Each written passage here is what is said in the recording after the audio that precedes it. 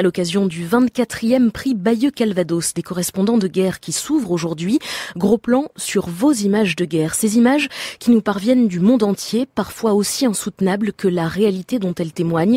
Les images des conflits sont omniprésentes aujourd'hui. Jamais autant de photos n'avaient été diffusées sur les réseaux sociaux, l'un des vecteurs de communication privilégiés par la jeune génération. Bonjour Valérie Crova. Bonjour. Pour savoir justement comment les jeunes arrivent à faire le tri dans ce flot ininterrompu d'images et de clichés, vous avez rencontré, Valérie, des élèves du lycée Gustave Flaubert de Rouen qui participent au prix Bayeux des correspondants de guerre. Oui, ils ont voté pour un reportage télé en début de semaine qui sera récompensé par le prix Bayeux des lycéens. Hugo a 16 ans, il est en première ES. Il y a beaucoup trop de diffusion d'images d'horreur qui passent en continu, ce qui crée déjà la banalité de l'horreur, quoi. Quelles sont les images que tu as vues sur les réseaux sociaux récemment et qui t'ont interpellé ? Par exemple, c'était une vidéo, et je ne sais pas si elle est vraie ou pas, mais c'est une vidéo dans laquelle on entend des gens parler français. Ils disent qu'ils se trouvent sur un front en Syrie et une voiture s'approche d'eux à toute vitesse. Ils disent que c'est possiblement une voiture avec un kamikaze dedans. Et du coup, ils décident de tirer, et voilà, dans leur ton de leur voix, on entend qu'ils paniquent énormément. Et à la fin, ils finissent par tirer une roquette, et ils atteignent la voiture. La voiture explose, et voilà, on entend, tout le monde est content derrière. Mais le seul plan qu'on voit, c'est la voiture qui s'avance, la roquette qui part, et l'explosion. De là à dire, est-ce que c'est vrai ou pas? Justement, c'est aussi le risque des réseaux sociaux. J'en ai déjà parlé avec des amis à moi, et ils font pas forcément la part des choses.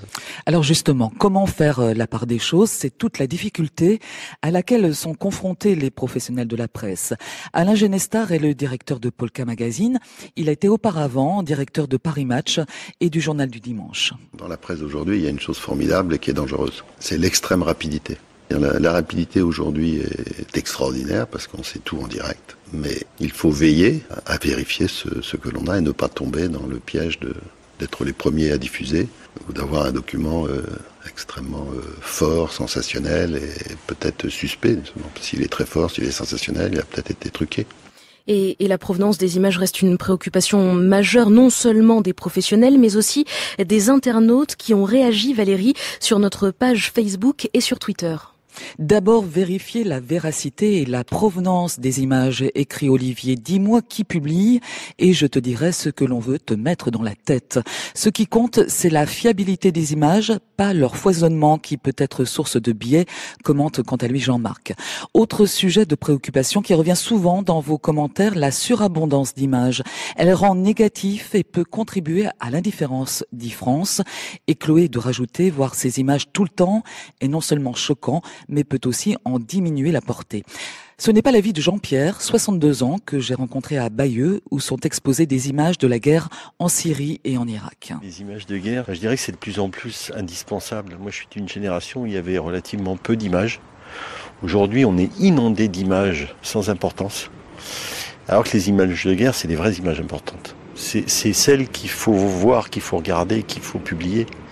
Et on en voit peu, parce qu'elles sont pas confortables, elles sont pas agréables. Et puis on est dans un monde qui aime pas être dérangé.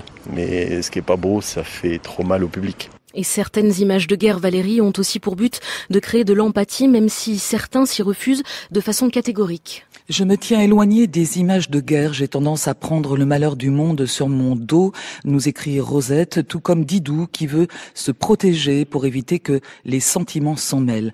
L'empathie, en revanche, est inévitable quand il s'agit de photographier la souffrance des civils qui sont les premières victimes des guerres. Laurence Jay est une jeune photo-reporter de talent.